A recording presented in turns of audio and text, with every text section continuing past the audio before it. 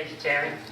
Well, I guess you guys get the award for best attended session that I've been in today. So thank you all for being here. Somebody told me that the weather today is the way it is every day of the year in Wayne, Nebraska. So that's really good. I asked about a week or so ago when I found out I was going to be coming, I asked if they wanted me to do a PowerPoint, and someone said, well, when it comes to PowerPoint, most folks don't have any power and they don't have any point. So what is the point?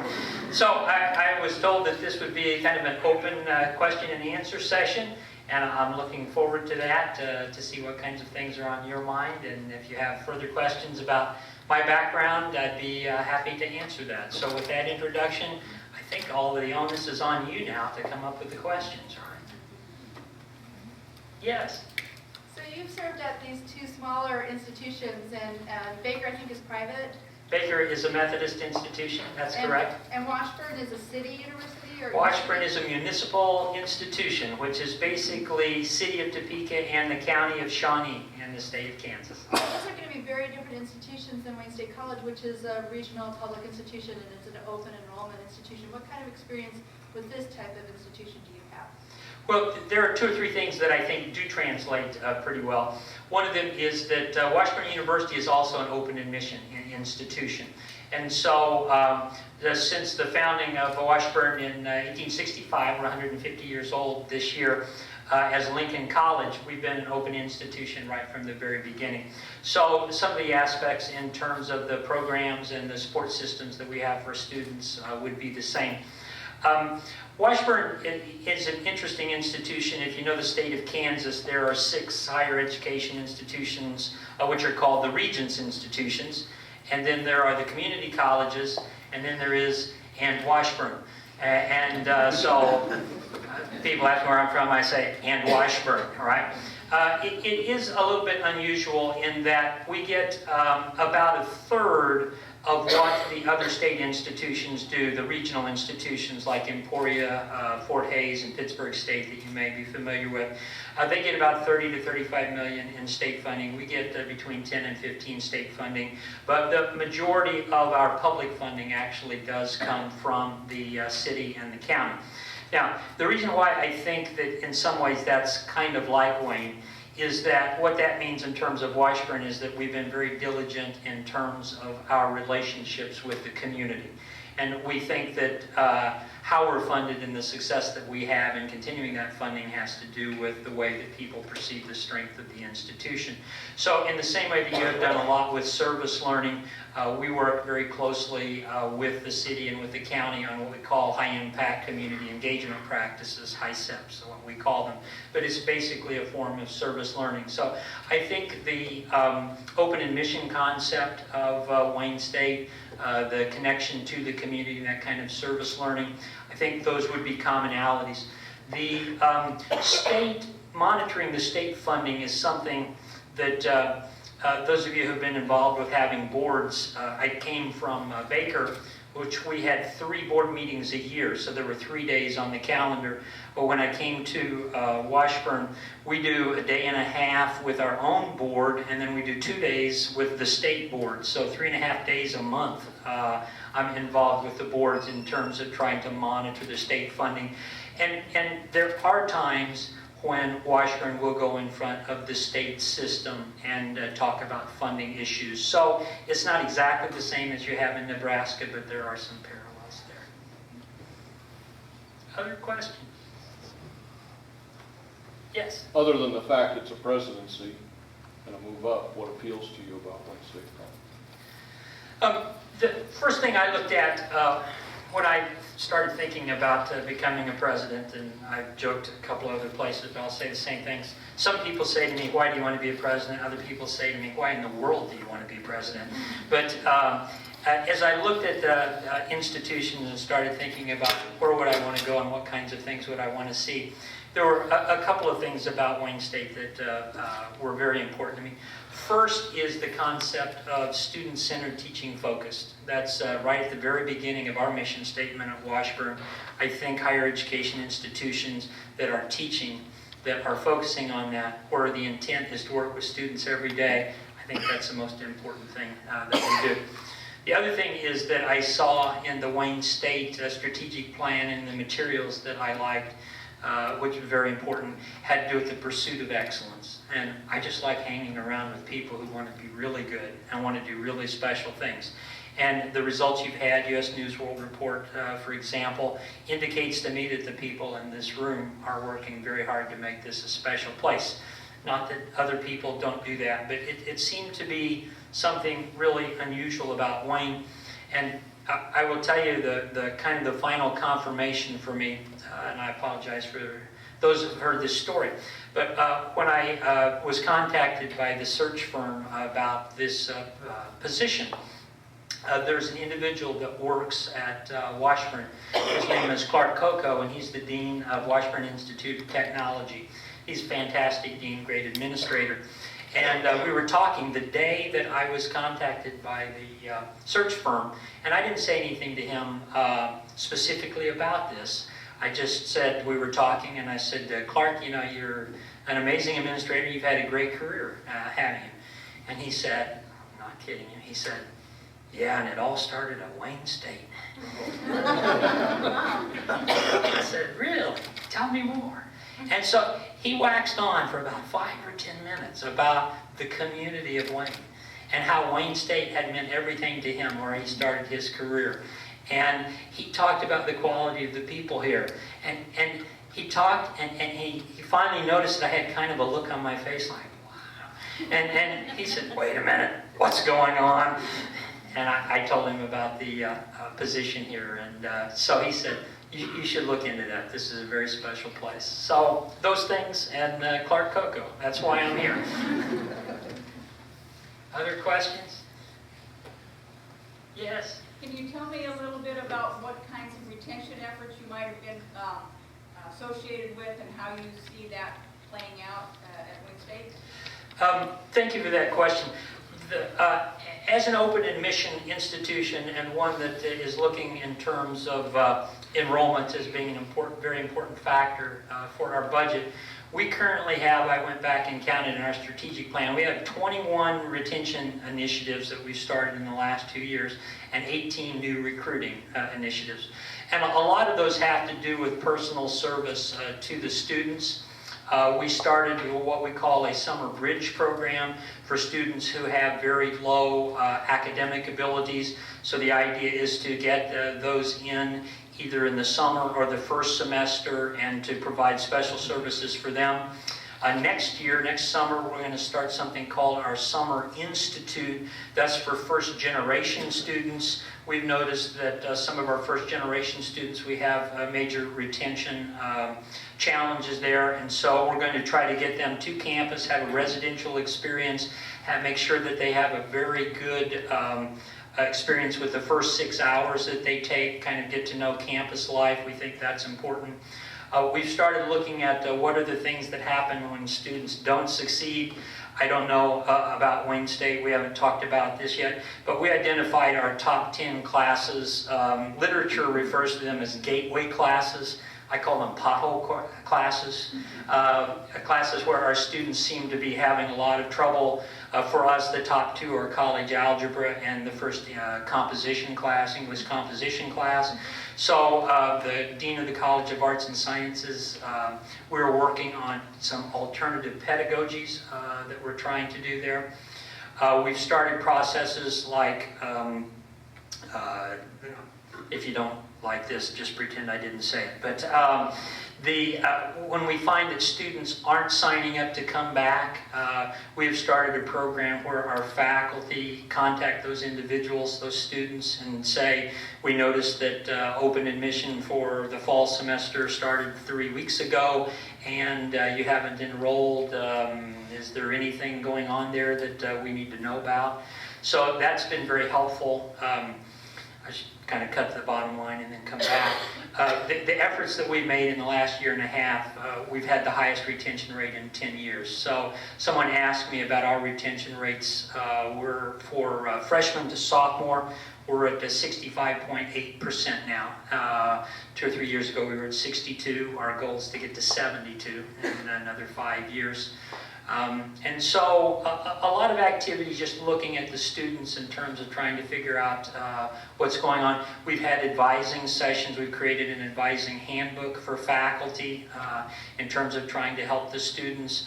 We've developed 10 modules. There's a financial aid package called SALT modules that helps students understand how to kind of navigate through financial loans and to stay enrolled. So we've started requiring those. We implemented a first-year experience with an intro class.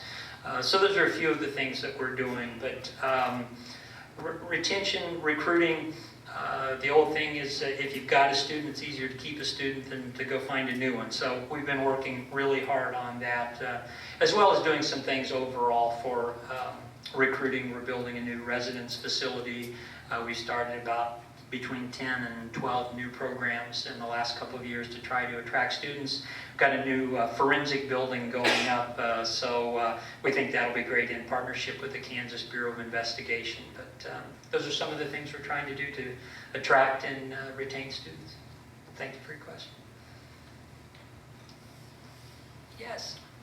How do you understand the relationship between the college president and the rest of the state college system, you know, the Board of Trustees and the system office and the other two institutions that are part of the state college system here in Nebraska?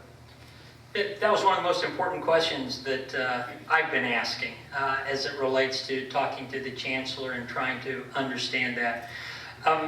It seems to me that the thing that I've been talking about today with others is that the relationship is that the president, I think, is the person that needs to communicate both directions in that. I think the president's role is essential in helping the system understand the culture and the things that are going on and the priorities of the campus. On the other hand, I think it's also the responsibility of the president to come back from the system meetings and to make sure that the campus understands the things that the systems do in terms of the individual institutions. So there are all kinds of things that one would hope that the system is doing in terms of negotiating, for example, efficiencies and lower costs for software. The more people that you have, the more things that you're buying, hopefully you get a lower cost on that. That the system is spreading out the cost of things that the university has to have, for example, general counsel, university counsel, legal issues. That the system is doing things such as negotiating bonding, getting good prices for that. That the system is working with the state, the legislature, the governor in trying to make things happen in higher education. And so there's a balance there. There's a cost. Anytime that you have a system, there's an overhead to that. And so I think it's important that the president helps bring that message to the system, but also to remind the individual campuses about what the system is doing for them. Now, what I don't know, and I wouldn't until I started, is what the relationship is between the three presidents and how the three presidents work together in terms of interacting. But I've been told that it's a fairly friendly arrangement here and that the presidents seem to get along. Are you familiar with our dean structure on campus? I am. I met with the deans the first thing, and maybe add a little more to your question, and I think I know where you're going, but go ahead. Yeah. Well, I guess the follow-up then is, at one time, our deans had tenure, and more recently, deans do not have tenure, and there's a little bit of I guess, discontent among our faculty that deans serve a very important role on campus. And in order for them to work with faculty and work with the administration, I think a lot of faculty on this campus would like to see the potential for tenure reinstated. I will tell you just personal experience, 4.5, 5 years ago, when I went to Washburn, I had 2 offers on the table as Vice President of Academic Affairs. One came with tenure and one didn't. And the one that had tenure was Washburn University, and I went to Washburn University. So that issue is very important. And when people are making difficult decisions, particularly if you have interim situations where a person is not convinced that they're going to spend the rest of their career in administration, and if it doesn't happen in one place, they will continue as administrators somewhere else, then I think tenure is important because it is an institution investing in the work of a particular individual. That's why it's important as a faculty member, an institution says to you, you're a tenured person, this is the way that we recognize the work that you have done, but it also is a way of saying we hope that you'll be a part of this institution in the future. So to me, the question about do deans have tenure or do they not, it seems like in what I've read about the decisions that Wayne State has made, part of the question I would be asking in that is, do people, let me use chairs because I think chairs is a better way to make my point. A lot of places that I've been, chairs kind of rotate through, and maybe even you hold the chair position for a year or 2 and then you go back to the faculty, as opposed to chair becoming a permanent upward spiral toward the darker side of administration, right? And so the importance of tenure, I think, is rooted partly in how do you define yourself for the future. But I think that, I'm guessing that the reason that this came up here is because a lot of times it gets tied into salary issues, and so if a faculty member becomes a dean but then wants to return to be a faculty member, then does the salary revert to the faculty salary, or is the person expected to keep the dean salary? And so these kind of complicate that issue of what are you working for, what kinds of perks do you have, but I would hope that whatever system that we have, that there are communications so that the faculty in the particular school are communicating about the success of the dean, the things that are going well, and it's a difficult question. So I don't know if you want me to go, am I for it, am I against it? I'm a faculty person, I love tenure. It's a good thing, and it has a great history and has served higher education well. So the role of tenure in administration, that's has less of a history, I think. Yes? Yeah, Wayne, Nebraska being part of Northeast Nebraska, how do you reach out to Northeast Nebraska? Do you join golf leagues in several towns, or how do you get out and about? Well, if you're suggesting that I play more golf, I like that. We should talk. I'm not a great golfer, but I love the game. I think that the president, the position of president is really important because it's a symbolic position for the university. So the president has to be talking to every person possible. Every moment you can, you got to be out there talking about what Wayne State is, what it stands for. And so one of the things that I've been asking this morning, and would continue to ask if I were to come here, would be, what is the story of Wayne State? And you can help the president tell that story too. You help the president because it's an ongoing story. Every time you're successful at something, that's something the president should be talking about. But particularly, one of the things I think higher education in the United States has not done well is that I think we all kind of tell the same story, all right? How many institutions don't say something about quality? We're a quality institution. And how many don't say something about students, right? We care for students. And so if you get on the other side of that and you think, I'm down to 2 or 3 choices, and Wayne State is one of those choices, what is the difference going to be so that students, as they reflect, say, that's the place I'm going. I'm going to Wayne State. And I will tell you one of the things that we're working on at Washburn, which I think for us is the differentiator. I want to come back to that thing we call HICEPs.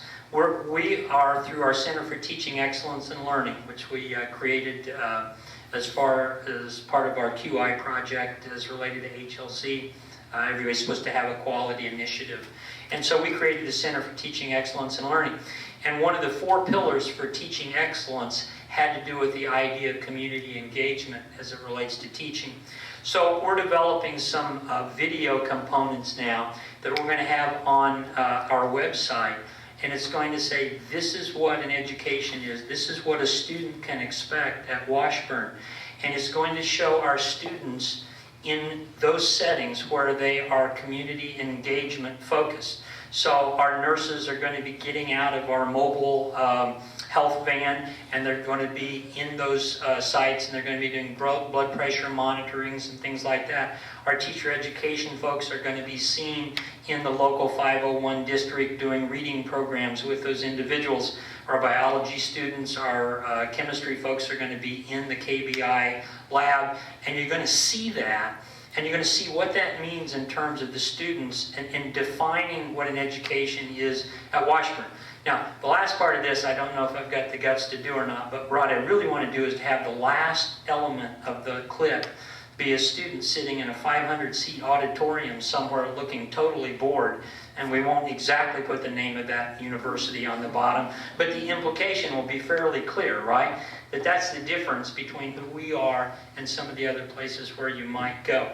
So to me, it is defining what the institution is, what's the selling point for it, and then it's the president getting out there and talking to everybody possible about those great things that are happening here, and playing as much golf as possible. Yes? Good afternoon and welcome to Wayne. Thank I'm you. Michael Anderson. I'm the Vice President for Academic Affairs, so we have a little something in common. I'd like you to talk briefly about your experience working with satellite campuses, if you would. Okay. Satellite campuses. The time that I was at Baker University, historic, as I mentioned, first higher ed institution in Kansas, 1858, started with the historic campus in Baldwin City. And there are about 800 to 900 students that are in traditional liberal arts model there. But about the mid-1990s, Baker decided to go to Kansas City and was actually one of the first higher ed institutions to start outreach beyond the major campus. So Baker opened a campus in Overland Park, and largely School of Professional and Graduate Studies, which is their euphemism for business programs, and took their graduate education programs to Overland Park, which is one of the larger suburbs for Kansas City. So between those two things, the funding mechanism, those two programs in themselves basically fund the traditional campus back in Baldwin City. And just in terms of numbers breakdown, I mentioned slightly less than 1,000 on the historical campus. Baker ran about 3,000 additional students, 4,000 total for Baker University at the satellite campus there. The success, I think, of that program was that in reaching out to the businesses in the Overland Park area, in doing the MBA there, they got a lot of the businesses to invest in underwriting the cost of education for the MBA students. So most of the tuition income that was coming in the Baker program was coming through businesses, people like Sprint, who were sending their employees back for additional training. So that was a large part of my job when I was a provost and academic affairs chief academic officer, was that satellite campus. They did have additional programs, a satellite campus in Topeka that they did graduate business programs, and a satellite program in Wichita. And I'm not telling you anything you don't already know, but the satellite campuses go in the larger population bases. So when you look at Kansas, we were in Overland Park on the Kansas side of Kansas City, we were in Wichita, and we were in Topeka, which are the three biggest areas to be in. As it relates to Washburn, top secret stuff. Don't tell anybody. We are in the midst right now at Washburn of doing the same kind of thing. The city of Lenexa, which is another suburb in Kansas City, approached us, and they're creating a city center, an educational building, along with a marketplace and some family fun kinds of things in this one spot, and they wanted an educational tenant. And so we're developing a partnership with them. In Kansas, you have to be kind of careful in terms of where you take programs. This is probably different than Nebraska. But each higher education institution has a footprint. Basically, ours is Shawnee County, so how do we go to Kansas City, right? The way you do that is the rules don't apply if what you deliver on ground is 30% or less of what the overall experience is. So, just to make the math easy, if you were going to have 10 classes for a 2-hour or 3-hour experience, if you have 3, 2, or 1 of those on ground and the rest of it online, you can do that. So the footprint issues aren't there. So you have to be a little careful about in Kansas about how to do satellite programs. But I've heard a lot about the center in South Sioux City, and that would be one of my conversations, I think, in the first month or two, if I took the position to. I've heard different things, to be honest with you. Is it successful? Is it on the way to being successful? Is it so-so, and maybe it will be successful? I would just like to hear the various perspectives that you have on that and where we're going. The thing that I think higher education has to look at, I mean, you have to have students to have a reason to be. And in Kansas, the student population, 18-year-old base of Kansas, has been going down for a long time. Now it's starting to stabilize, but we went through about a 5-year period where the numbers were just dropping. So I think another question that goes along, maybe the addendum to your question is, if you're not thinking about those kinds of satellites, then you have to say primary location, or maybe both. But you have to be asking the question, what are we doing in the primary location to make sure that there are students who are interested in the institution and that we continue to have good enrollments? That's why I look at Kevin, right?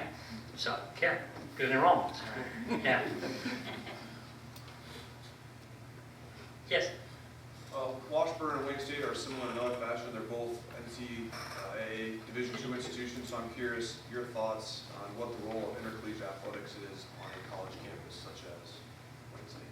Okay, great question. I'll start by saying, I'll just say it. I love sports. I grew up in a small town, high school of about 200. I'll tell you how small the high school was. I played quarterback.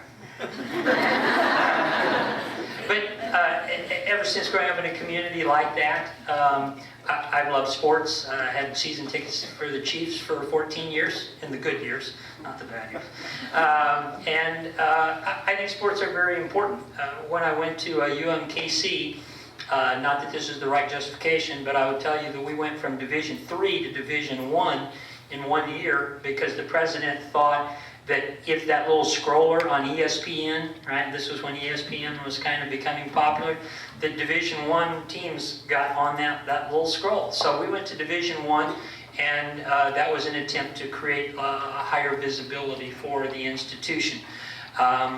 Retrospect, I'm not sure that was great. We did put a lot of money into Division I basketball, and we had some success, had some NBA recruits who did well. And it did bring some visibility to the institution.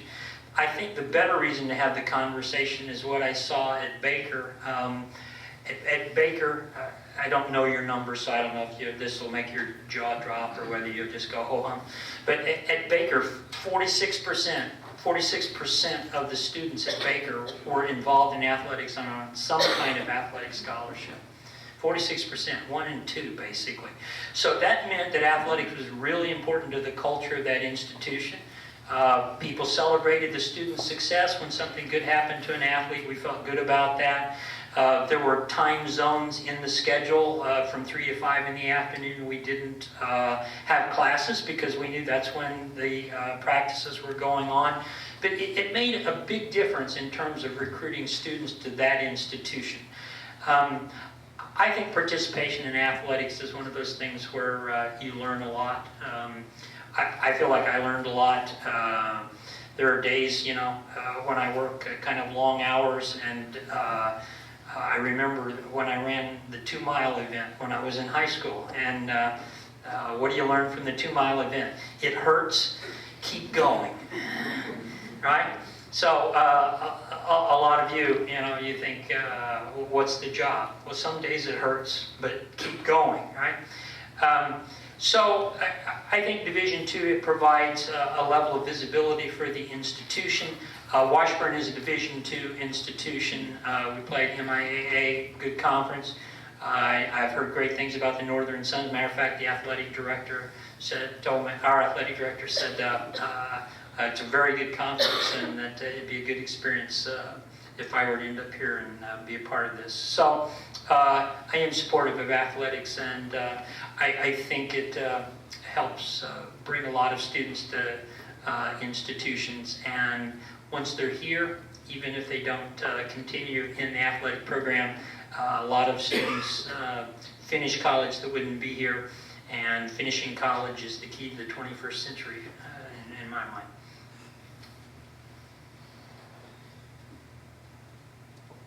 Yes? Welcome to Wayne. Thank you. As a member of the President's Council on Diversity, I have a couple questions for you. I'll put it in one. We're in the rural Midwest. Are you familiar with the demographics here? How do you see the role of diversity and international understanding or education globalization in terms of our academic development here as an institution?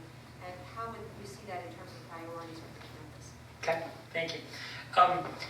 I mentioned our Center for Teaching Excellence and Learning, and I'll go back and say that what we did is we took a year as a group of faculty, and we discussed the things that we thought were important and the things that were particularly challenging for the faculty there, right? And so the community engagement was one of those things. Diversity was one of the other 4 elements that we developed for that. I think diversity is incredibly important, and especially for a higher education institution, and particularly for a higher education institution that maybe is not in an area where there is a lot of diversity. I will just tell you my own personal experience. I grew up in Greene County, Illinois. And in growing up, there was not a single person of color in my high school, and there was not a single person of color in the county. And it was not until I went to community college, I'm a first-generation student, it was not until I went to community college that I developed meaningful relationships with people with different backgrounds. So I think higher education has a particular responsibility in areas where you don't see a lot of diversity to help people understand that. When I went to Baker, one of the first things I did was they did not have any kind of diversity goals. They did not have a diversity committee. And so we created that and talked about what we wanted to try to accomplish as an institution. The state of Kansas, I think, is fortunate in that there is a tradition in the state of Kansas. There was a gentleman who worked at K-State. There's a conference named after him. It's called the Tilford Conference. And so higher education gets together for 2 days every year in Kansas. The leaders in higher education, the faculty get together, and we talk about diversity issues. And we bring people in, national speakers, to talk about diversity. And then we break out and we trade best practices stories. So people who develop things within their classes, they share their materials, they share their outcomes, the things they're trying to do. It seems to me that as it relates to diversity, that there are 2 conversations that come right after what I've just said. One of those is, how do you bring diversity elements to the campus? Whether that's curricular issues, whether that's creating greater diversity within the faculty and staff, i.e. mentors for the students in the future. And so that's one issue. The other issue, and one of the reasons why I take students to Costa Rica every year, in January, other than it's cold in Kansas, is that I think diversity is a very important thing. And so, like last year, we had 25 students from the Washburn campus. And so traveling internationally is another way to have students experience diversity. So I think those two things would be a part of the conversation that I'd be very interested in. What are we doing to create more diversity here? And then what are we doing?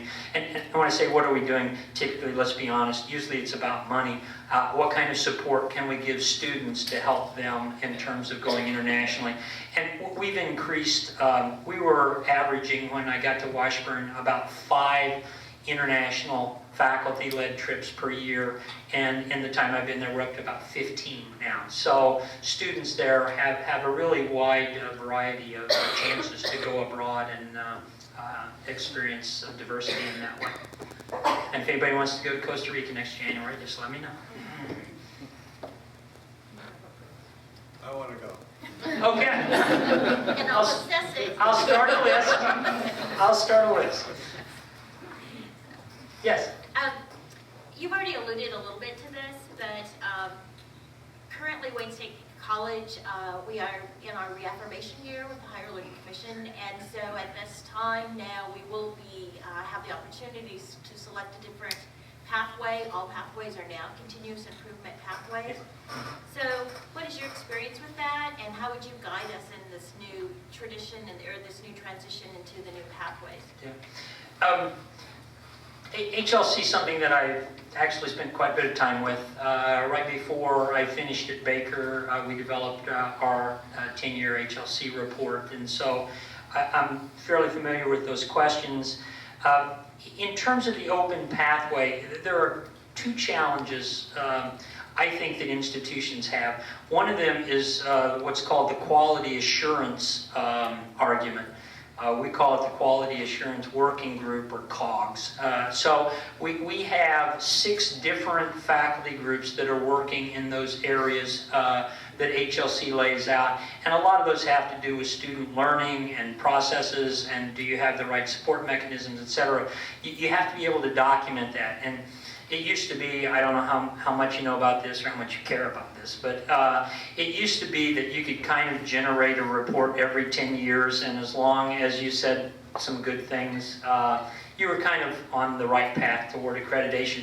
They have moved to a word limit now, to where it's less about saying things and it's more about demonstrating through the databases and your tables that things are actually happening. So the quality assurance working groups are very important. And we're on the open pathway, and I think the open pathway is fine.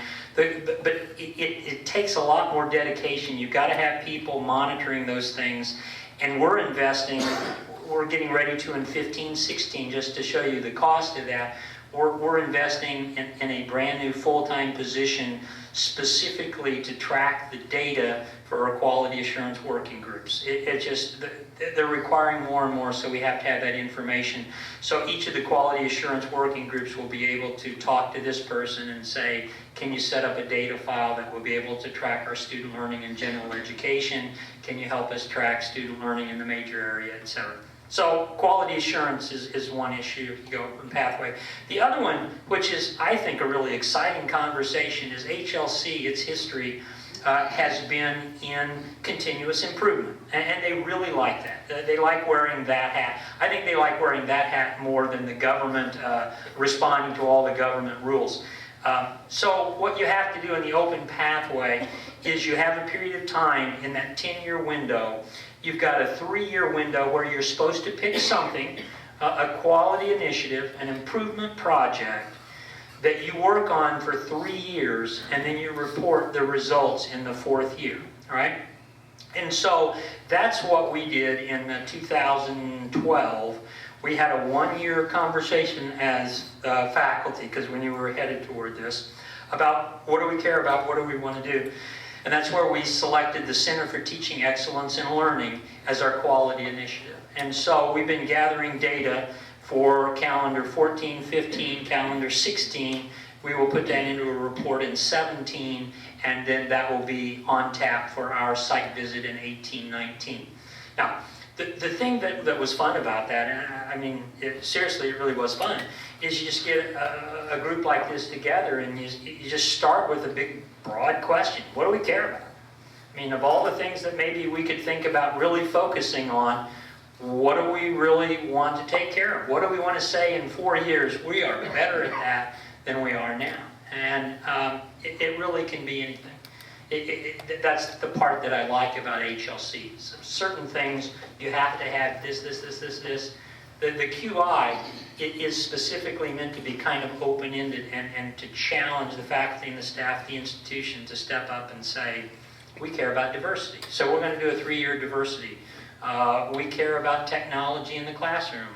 We care about whatever it is, general education. So the QI, I think, would be a really fun part of HLC in the next 10 years if you go the open path. My name's Michael Merrick. I'm a mass communication faculty member. And the reporter in me is leading me to ask you a follow-up question to something that was touched on earlier. At Wayne State College, there is a tension right now. On one side, you have, I think, faculty and staff, and on the other side, you have the State Board office in Lincoln. And I think if you were to do a survey, you would find that faculty and staff are often kind of unhappy with the State Board office. I think you would find there are concerns about less local control and concerns about erosion of shared governance. And as you alluded to earlier, the new president will kind of step into that. And I think of it as kind of playing the Henry Kissinger shuttle diplomacy role back and forth. But understanding that there are some of those tensions and concerns right now, how would you go about working in that environment? Well, I'm glad you mentioned Henry Kissinger, because I actually, sometimes people say, how's your day? And I say, I had a Kissinger day. And I mean, I went from one to the other and back again, just trying to clarify things. I would acknowledge something you said, and that is tension. I've been here for less than 24 hours, and I sense that there is some of that tension. I think one of the things that I would try to do would be to get a better understanding of what it is. Usually when there's tension, there's some reason for tension, right? And it's like, I'm upset because, you know, if it's a 4-year-old, you stole my toy, right? There's something that's not right about my world, and the other side is causing that.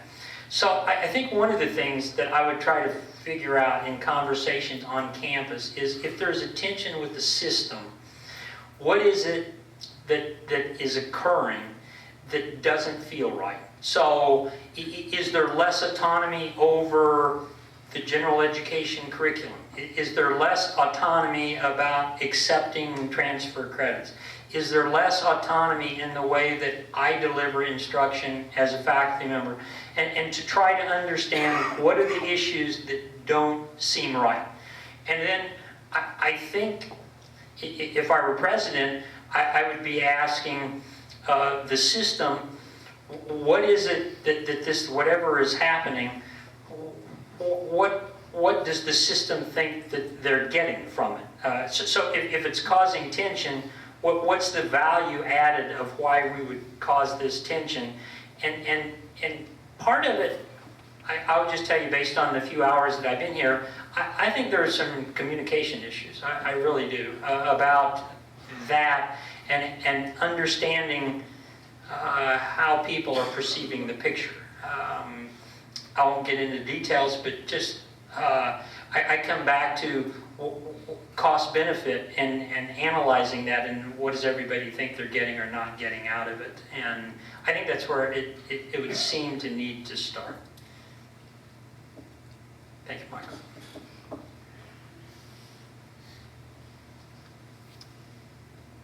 we exhausted our questions? There's a student question. Okay, student question. Yes, affordability is really important to a lot of us, so I guess what would be your plan in keeping tuition down and keeping, you know, everything affordable? That's one of the biggest challenges, I think, in higher education.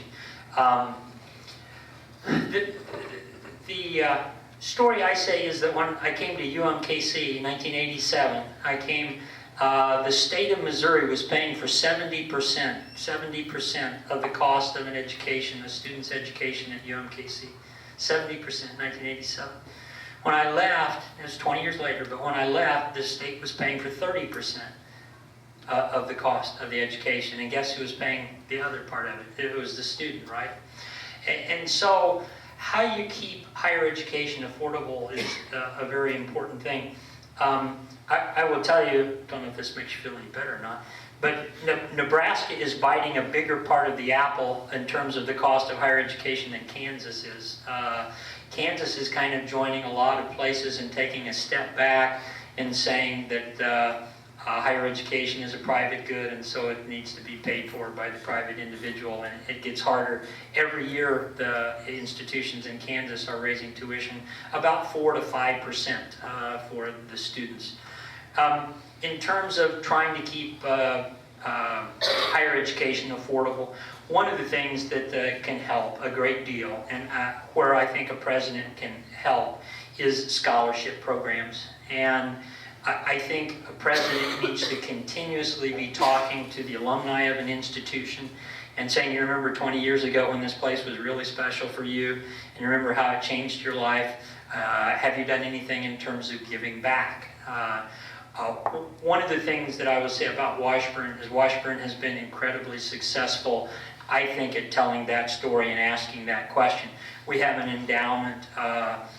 We're an institution of 7,000 students. We have an endowment of almost 170 million. And so 170 million generates a lot of scholarship dollars. So one of the ways that the president can be involved is to be out and trying to raise as much money as possible for endowments so that we have more support for students. Another thing that we're trying to do at Washburn to try to help with that equation is I mentioned retention before. One of the things that I didn't say about what we're trying to do is we're trying to increase on-campus employment for students so that if students want to work, want to try to keep the cost down by making some money, that they will be able to do that. So looking into ways that we can establish as many work-study opportunities for students as possible is important. It's important not only as it relates to keeping costs down for students, but all the literature that we're looking at right now say that on-campus employment is one of the best ways to also increase retention. Whenever students start taking jobs at Home Depot or somewhere like that, that they're more likely actually to drop out of school, particularly if they're fairly successful and somebody offers them 20 hours a week at Home Depot or 30 hours of work at Home Depot, and then they're gone. Our NESE survey indicates that our students, that off-campus work, should I say temptation, that opportunity is a really big deal. And so we're trying to figure out ways that doesn't distract them. Because when you think about it, if you invest in 4 years and you get the higher education credential that you want and you're set up for the rest of your life, that's really probably the best way to get there. A lot of people are trying to do it 6 or 7 or 8 years by working part-time. But if you look at the numbers on that, if you go 4 years and get done and then get to your career, overall your earning power is much higher.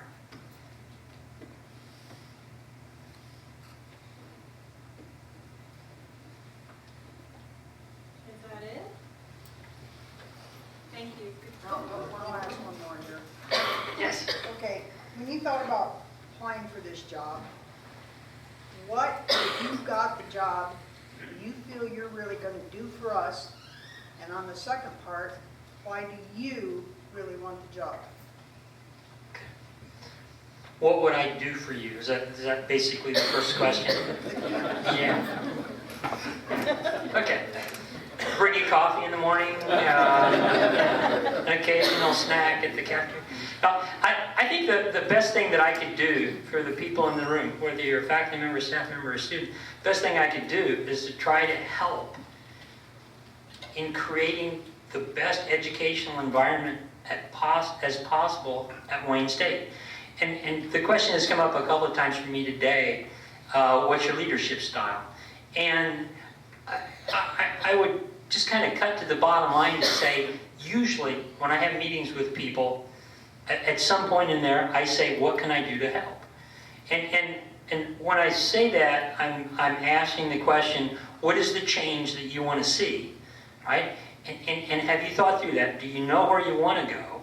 And then what would you expect the system, what would you expect the college to do to make that happen? And a lot of times the president is in a position to have conversations to try to be a change agent to alter that.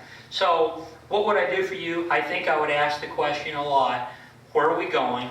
How do we get better? And what can I do to make that happen? So that's the first thing. Why do I want this job? Well, Clark Coco's a pretty convincing guy. And it was just something special about the way that he talked about this community. And I met with students at lunch, and it was a pretty special thing, the way they talked about this institution. And there was one individual, let's see, I shouldn't give away names. There was an individual who just said that he or she was recently elected to something on campus and had several people, faculty and staff, come up that week and say, congratulations on being elected, right? And that was really powerful for that student. Right? The person said, I don't even know some of these people, right? And they were like, wow, congratulations, you're making a difference here as a student. And so I come back to excellence, and I like hanging around with dedicated people who want to change the world to be a better place. And I get the sense that that's what Wayne State is, a group of really dedicated people who are working hard to change people, to affect their lives in a great way. And who wouldn't want to be part of something like that?